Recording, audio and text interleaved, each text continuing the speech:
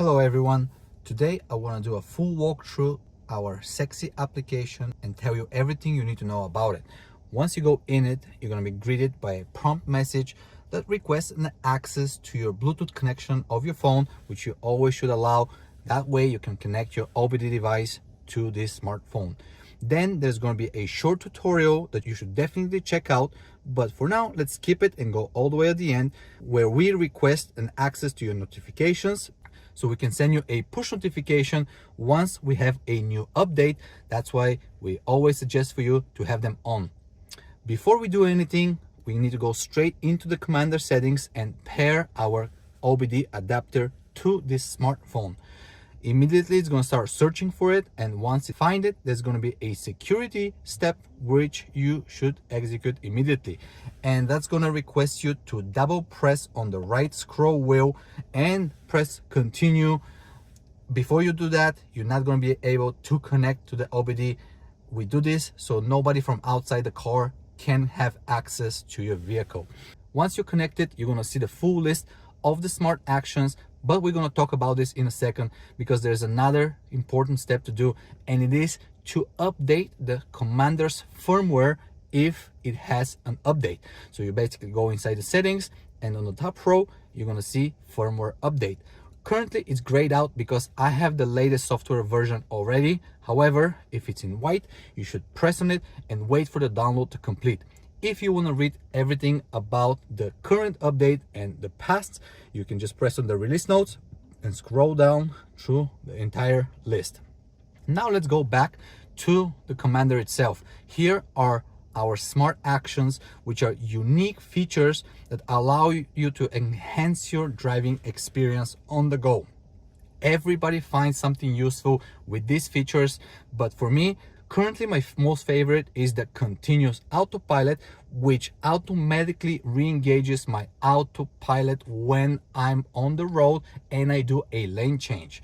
So if I know that this feature is for me, I just need to press activate, read the instructions how to use it, confirm that I'm ready to start using it, and then I can adjust some small tweaks just to make this feature more customizable for my driving style. For instance, right now it says that in 4 seconds after the turn signal stops blinking, the autopilot is gonna re-engage. However, that's too long of a period for me. That's why I want to short it up to 2 seconds. And also it says that if I'm driving with less than 65 kilometers per hour, this feature is not going to work for me. However, I still kind of want to use it inside the city. So that's why I want to say I do not want this feature only to work when I'm in the close neighborhood or I'm just driving with less than 30 kilometers per hour. If I want to deactivate this feature, I just press on the toggle and it's not going to be active at all. You should definitely check out all the features we have available, and if you want to learn more about them, you can go on our website and read our blog. But let's go back to the home screen and check out what's happening in here. So on the top left side is the name of the vehicle that's currently connected to the commander, and with a future software update I'm going to be able to rename this vehicle the way I wanted it, but also I am able to add a second vehicle, which is pretty useful if I have 2 cars and I have 2 commanders at the same time. So every time I step in one of these cars, I can select in which car I'm in and then use the settings of that car on my phone. Also, you're gonna see this beautiful Tesla-like dashboard, which looks exactly as the dash inside the Model S when it's in track mode, and currently displays 3 stats. One is the current speed, obviously. The second one is the amount of discharge that I'm producing while I'm driving, and the third one is the amount of regen I'm getting at that specific moment. Under the dashboard, there's a section we call Smart Tiles, and in it you can assign different stats or actions to the app itself and activate it within. So for instance, I like to use a couple of actions while I'm on the go with my phone, and one of them is going to be folding my mirrors. So I basically go inside the settings of the mirrors, I scroll down, I found the fold mirrors, and I save it. And while I'm here, let's add another action that I often use while I'm on the go, and it's going to be a battery preconditioning for fast charging. So when I'm all happy with the actions that I want to use on my main screen, I can activate them just by a simple press. Now I'm folding and unfolding the mirrors. And for the battery preconditioning, I can see what my current temperature is. Right now it's 22 degrees. I'm in the Model 3 Highland, and that's an average temperature, but not enough for fast charging. Usually you want to have it around 30. So what I'm going to do is press on the icon, and I'm going to manually start preconditioning my battery for fast charging. Right now you cannot hear, but there is a sound indicating that the battery is heating up. So whenever I'm happy with the degree of temperature that my battery is, I know I can stop this feature and then proceed with my fast charging at the stations. You can customize this the way you feel comfortable using it. You can even add more rows so you can utilize it as you feel comfortable, but I personally prefer when I have only 6, because for my driving style that's more than enough. Underneath is the section where I can program my physical sexy buttons. So when I press on it, I can see how many buttons currently I have installed, and at the moment I have 0. So if I want to pair some of my buttons, I press on add a button, then I take the physical button, press on it, and wait for the confirmation message to tell me that it's a successful pairing.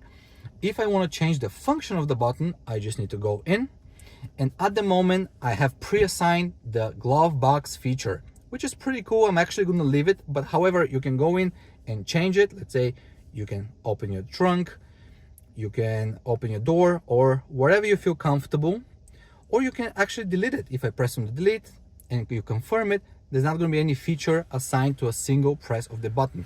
But let's keep the glove box feature active as a single press for now, because I want to use this button for my passenger. And what else my passenger can actually utilize this button for? Maybe for changing the music. So as a double press, I can go into media, I can go and assign a feature called next song, save it, and now every time they press once on the button, the glove box is gonna open, and when they press twice on the button, the next song is gonna get played. As you can see, you can add even a third feature to one button, which is long press. So for each button, you can have up to 3 actions at all times. If I want to delete again, just press on delete and the feature is going to be removed. You can add up to 8 buttons to one commander, which means you can assign up to 24 different shortcuts, which is going to be more than enough for most of you. However, we're also about to add some Tesla Cloud features. These are all the small features that are available to use from your Tesla application on your phone, but soon you're going to be able to assign them to your buttons. So features like boombox, dog mode, biohazard weapon, whatever defense mode, you can assign them to your buttons in the future updates, but not for now yet. What else can we do here? If you want to delete the button itself, you have 2 options. Or you need to go in the button that you want to delete, scroll down and press remove button, or what you can do is just press on the button, hold it. It's going to take about 12 seconds or at least until it stops blinking. So after the time is passed, the button is going to be removed. And now you're ready to reassign this button to a different commander, or just you can pair it once again if something is not working properly in your opinion. So yeah, as you can see, there's an option to add your sexy knob also with this application. However, we're going to talk more about this in our future update. And couple last things I want to mention is that the dashboard is only available in vertical mode, this one specifically, and we're going to be expanding on it very soon. However, if you want to see a horizontal version of the dash, you can always use our original first dash that we created 2 years ago, and a lot of the sexy buttons users are already using it on their daily drives. So this is going to be your horizontal dash for now, and this is going to be your vertical, but soon you're going to be able to use both in both states.